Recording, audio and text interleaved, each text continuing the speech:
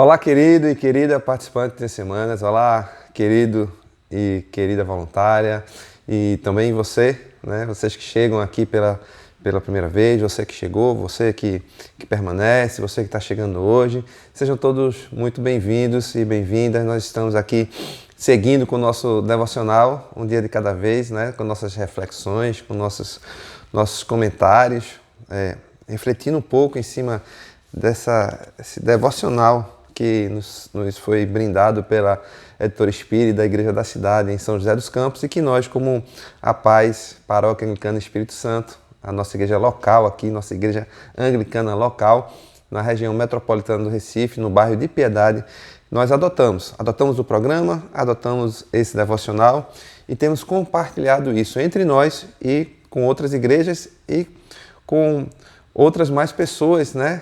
Tantas pessoas quanto queiram participar, né? Também usufruir desse programa que tem sido tão efetivo nas nossas vidas. Hoje nós estamos começando uma nova semana, semana 22, né? Hoje, nessa semana, nós vamos tratar de confessar, né? O tema é confessar seus erros e falhas. Esse é o tema dessa semana. Nós acabamos de escrever ou estamos escrevendo, vamos continuar escrevendo as nossas escritas, mas vamos falar então agora de compartilhar, né, de confessar tudo que nós conseguimos identificar.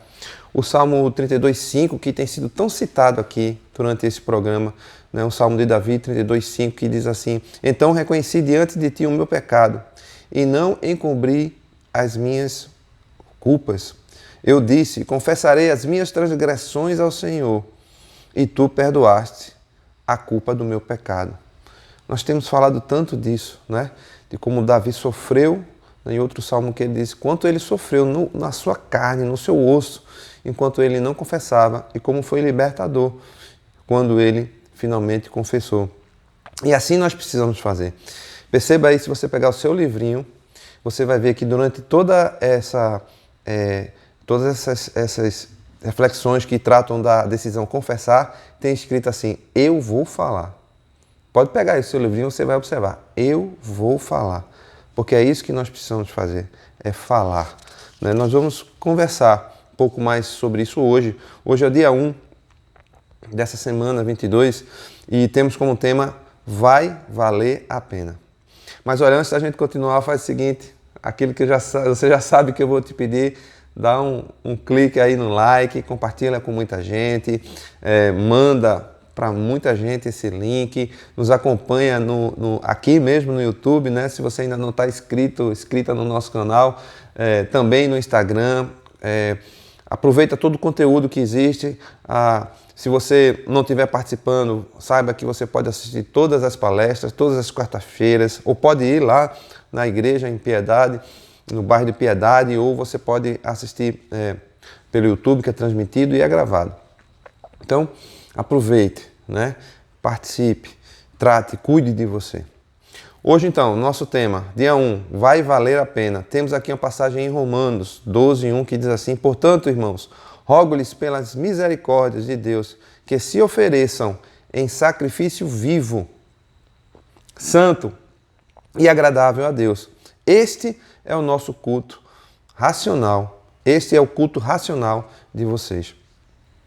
Paulo aos Romanos vem advertindo, né? Você lembra lá no Antigo Testamento como nós precisávamos fazer sacrifícios de animais. No Antigo Testamento, na Velha Aliança, nós precisávamos sacrificar animais para que, através da aspersão desse sangue de animais, nós fôssemos... esses animais e o sangue fossem oferecidos e nós fôssemos sarados, fôssemos cobertos, né, os nossos pecados, fôssemos perdoados os nossos pecados. Isso era feito por uma única pessoa, um sacerdote. E hoje não, hoje com a vinda de Jesus, Jesus fez o sacrifício substitutivo disso, ele substituiu esses sacrifícios que precisavam ser repetidos e que hoje, após a sua vinda, após a sua vida, a sua morte na cruz, a sua ressurreição, ele venceu a morte, ele derramou o seu próprio sangue sobre nós. Então, esse é o único sacrifício nesse sentido que é preciso. né, de sacrifício de sangue. Hoje, o que é pedido de nós é esse tipo de sacrifício da nossa própria vida, do nosso próprio pensamento, da nossa própria mente. É tanto que outra passagem, né, verso que a gente usa muito é o verso seguinte desse aqui, o verso 2, que fala de não nos amoldarmos ao mundo, né? Mas sim nos transformarmos pela renovação da nossa mente, para que a gente seja capaz de experimentar tudo o que o Senhor tem para nós, toda a sua vontade, que é boa, é perfeita e agradável. Então é isso que essa passagem está nos levando a refletir hoje. Agora, a gente se confunde muito, porque aqui está dizendo o seguinte: se ofereçam como sacrifício vivo, santo e agradável a Deus, pelo seu culto racional.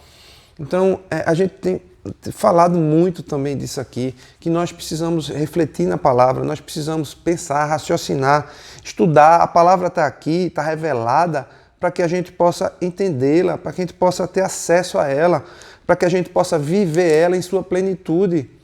Mas nós precisamos ler, nós precisamos entender para isso. E aí, o que acontece com a gente? A gente fica querendo que Deus faça a nossa parte.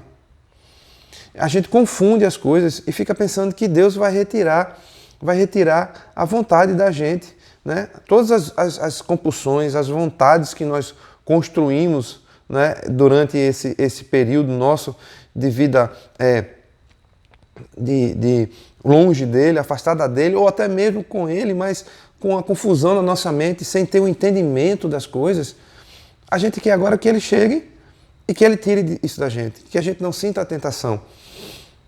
E o que é que a gente precisa fazer? É isso que o texto está dizendo.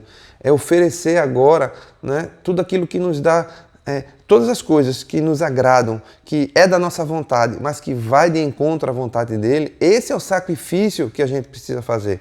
Porque a gente precisa negar a nossa própria vontade para seguir na vontade dele. E sabe, isso é a única coisa que o Senhor não tem, porque isso diz respeito ao nosso coração, à nossa vontade. A única coisa que o Senhor não tem, que não pode tomar, é o nosso coração. Porque isso a gente precisa oferecer. Isso a gente precisa entregar a Ele. Porque foi assim que Ele fez. Ele nos fez com desejos, com vontades e com capacidade de decidir. Então nós podemos decidir oferecer a nossa vida ao Senhor, a nossa vontade, o nosso coração a Ele, ou permanecer no nosso orgulho, na nossa vaidade, no nosso egoísmo da nossa vontade, que nos leva para o abismo. Mas essa é uma decisão que nos cabe.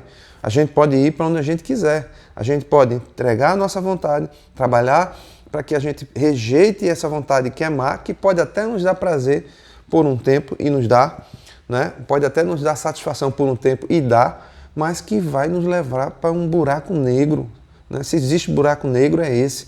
É fazer a nossa própria vontade, porque isso vai nos afastar do Senhor. E aí, o que acontece? Nós estamos dando autoridade por coisa ruim, por chifrento, né? Por enxofrento, porque é isso que Ele quer.